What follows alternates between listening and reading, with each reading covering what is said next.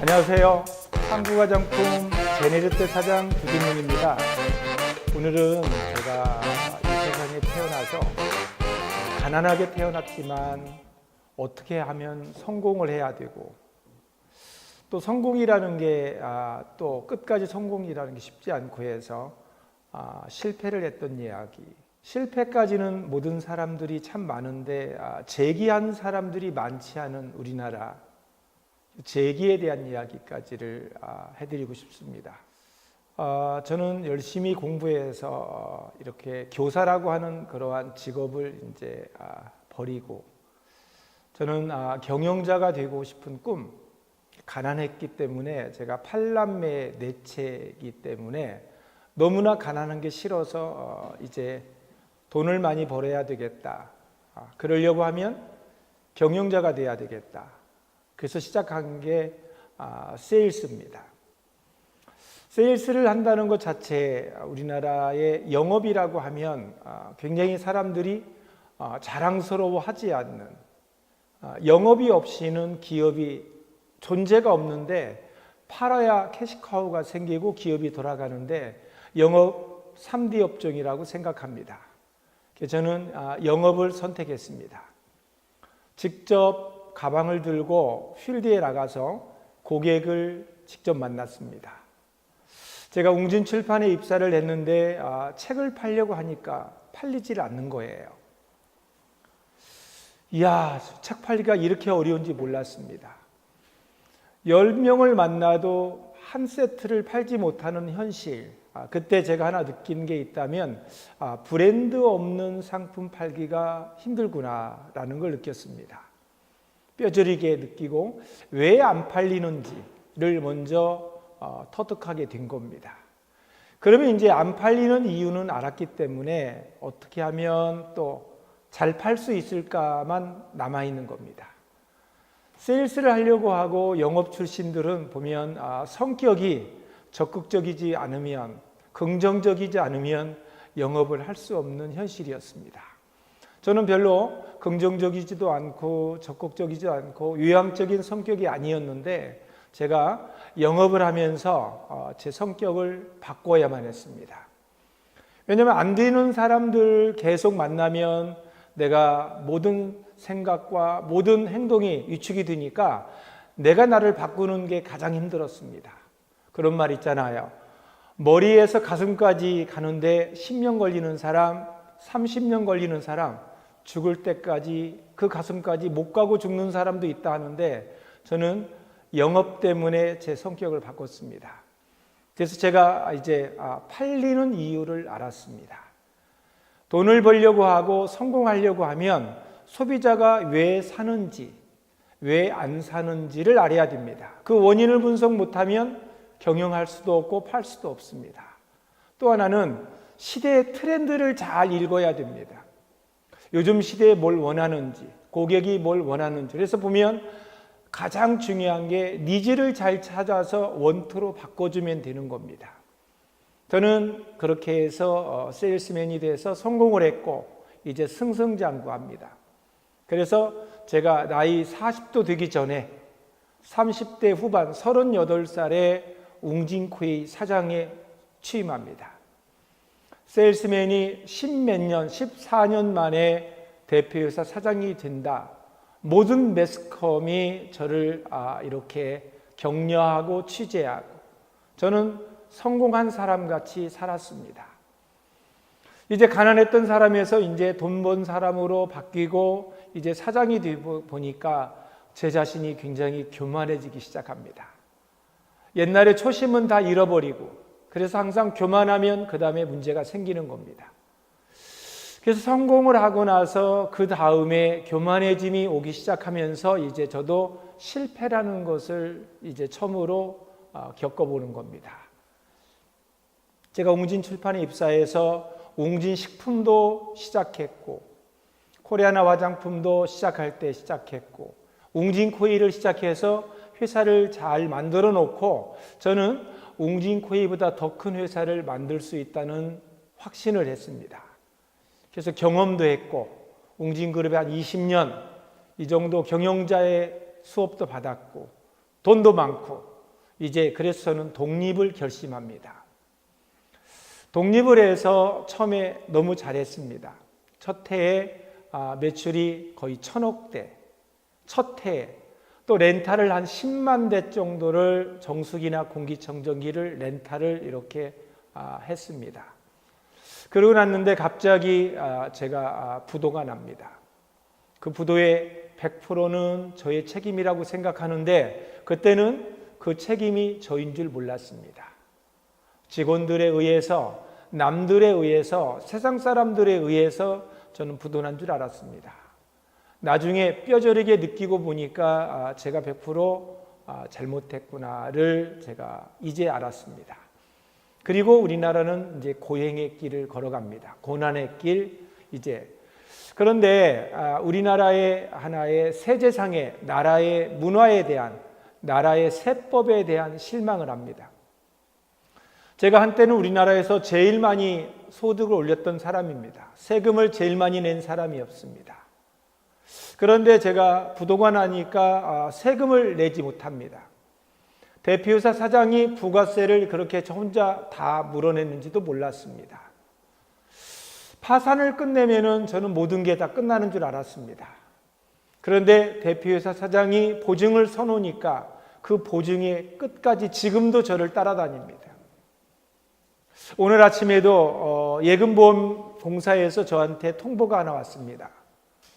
그때 렌탈을 하느라고 10억 정도의 부채를 썼는데 그 10억이 이제 지금의 세월에 66억이라 해서 한국화장품에 저희한테 월급에다가 차압이 들어온 겁니다. 이게 오늘입니다.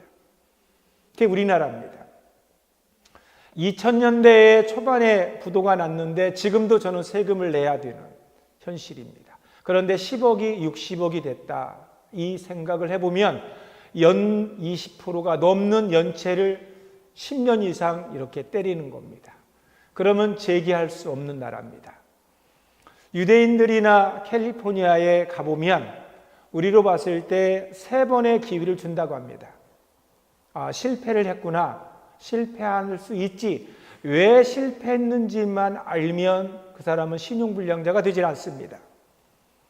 그래서 실패를 좋은 경험으로 인정해주는 나라, 이게 선진국입니다. 우리나라는 한번 실패하면 블랙리스트, 은행이 거래가 안 됩니다. 나라도 신용에 문제가 있습니다. 아무것도 할 수 없습니다. 그러니까 좌절하고 스타트업들이 꿈을 꾸고 시작합니다. 확률이 얼마가 되느냐?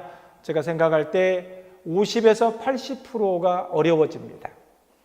그러면 신용이 불량이 되면 재기가 안 된다는 얘기입니다. 그런 나라입니다. 그런 나라이니까 다시 또 재기하고 싶지 않은 나라가 되고 마는 겁니다.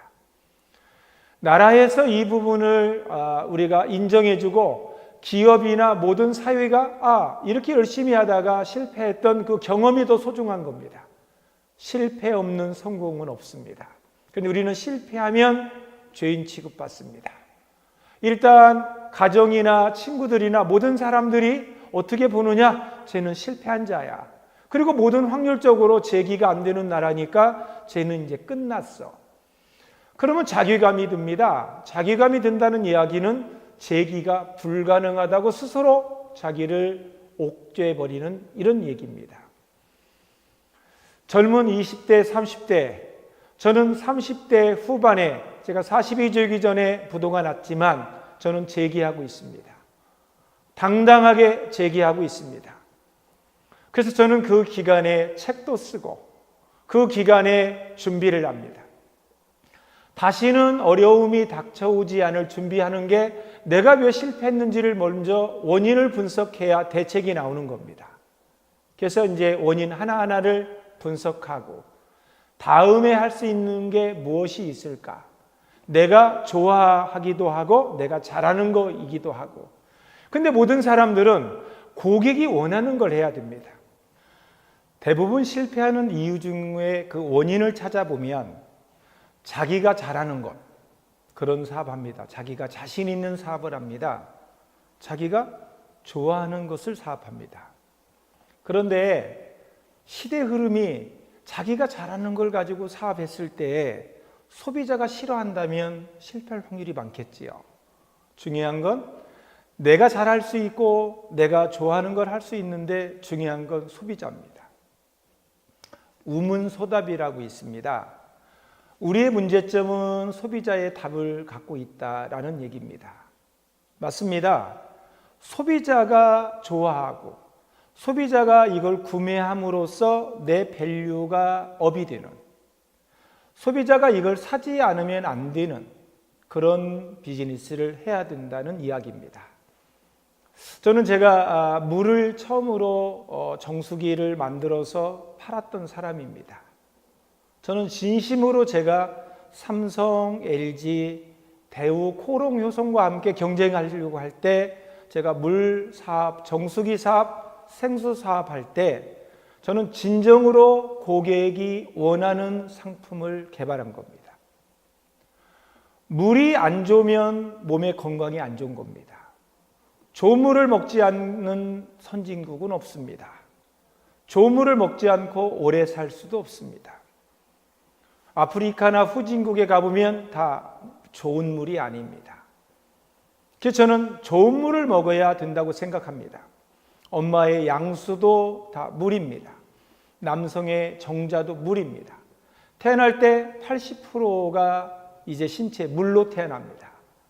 그리고 성인이 되면서 70%, 그 다음에 이제 노약자가 되면서 수분이 60%, 물은 죽을 때까지 50% 이상을 유지합니다. 그게 물입니다. 그래서 세계에서 가장 좋은 물을 먹여야 되겠다는 신념으로 고객의 니즈가 있다는 걸 알고 저는 최초로 제가 물 사업을, 정수기 사업을 시작한 겁니다. 그런데 정수기 사업, 공기청정기 사업을 하려고 하면 대기업과 경쟁해야 됩니다. 삼성과 LG, 대우, 코롱그룹, 효성그룹을 이기려고 하면 저는 자금력이 없습니다. 디자인도 거기를 못 따라갑니다. 펑션도 따라갈 수가 없습니다. 마케팅력 부족합니다.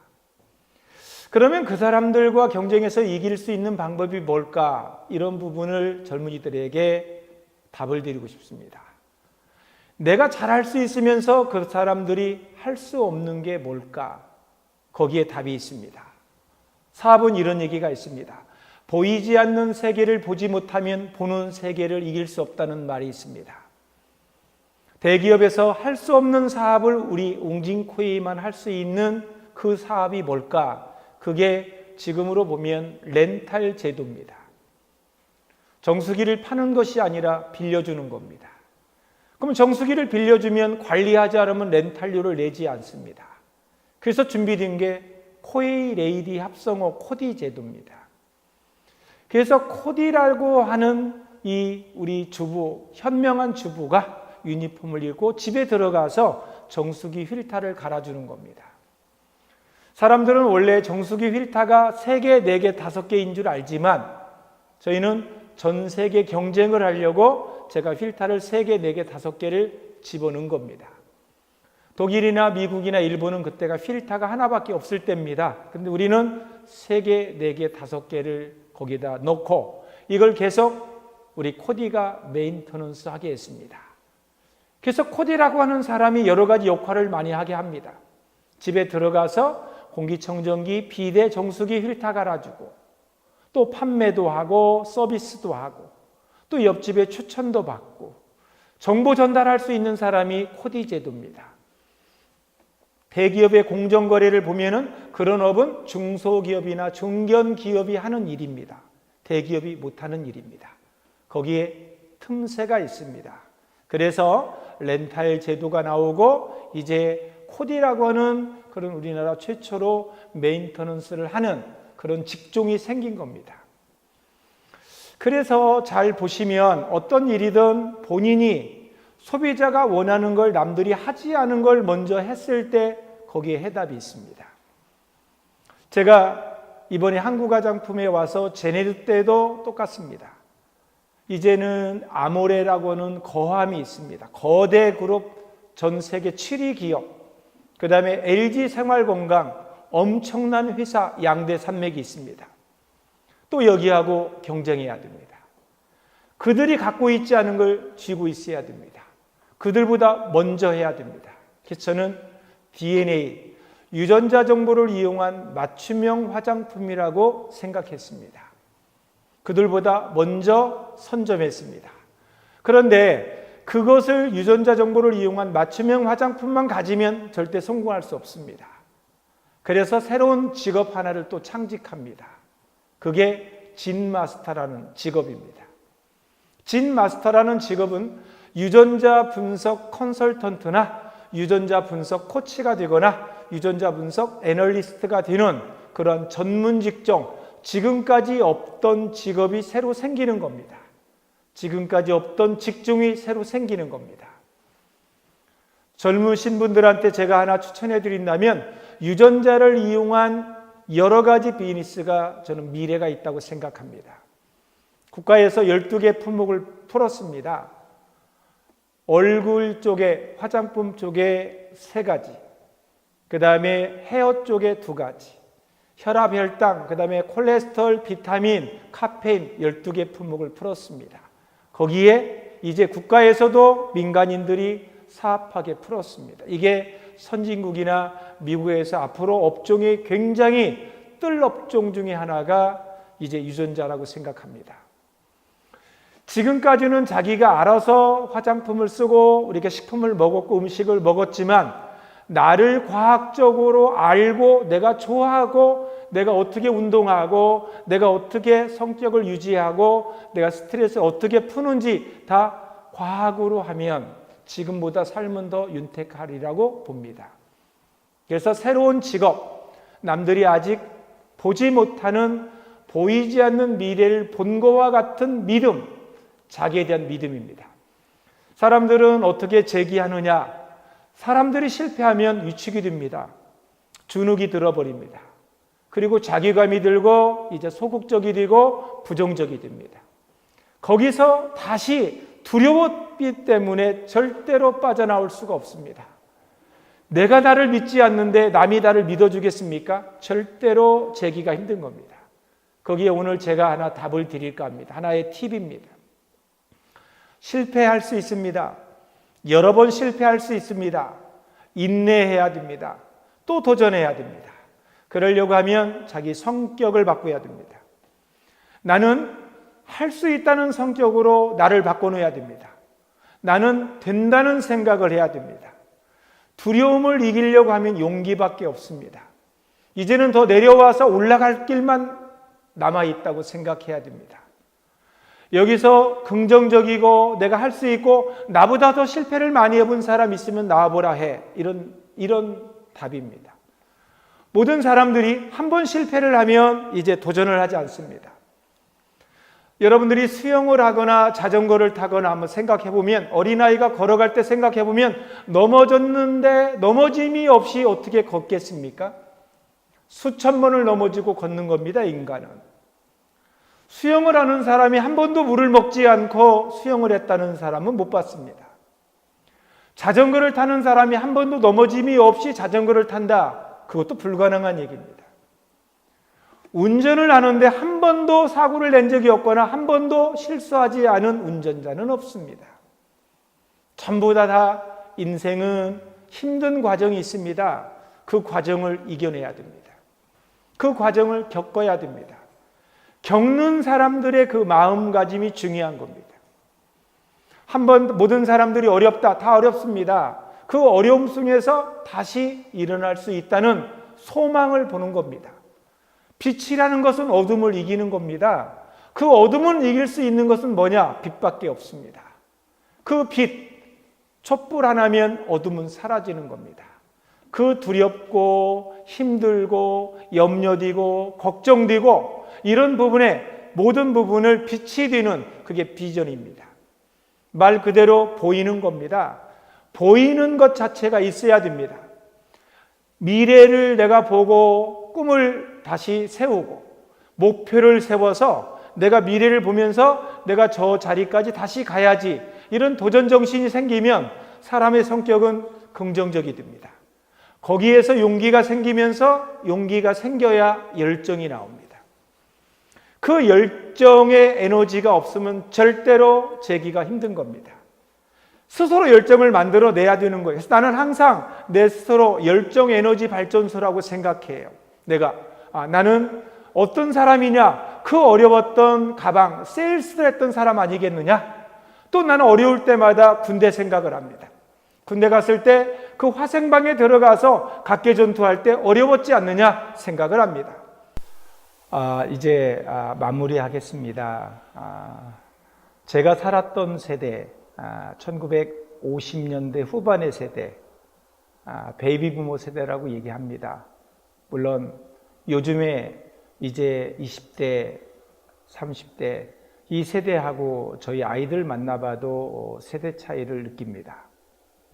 그러나 1000년, 2000년이 지나도 변하지 않는 게 있습니다. 소비자의 니즈를 원투로 바꿔주지 않으면 어떤 일도 할 수 없다는 것을 알아야 됩니다. 그리고 시대를 리드하고 또 시대를 한 발짝 앞서가야 되는 누군가에 의해서 오늘이 있습니다.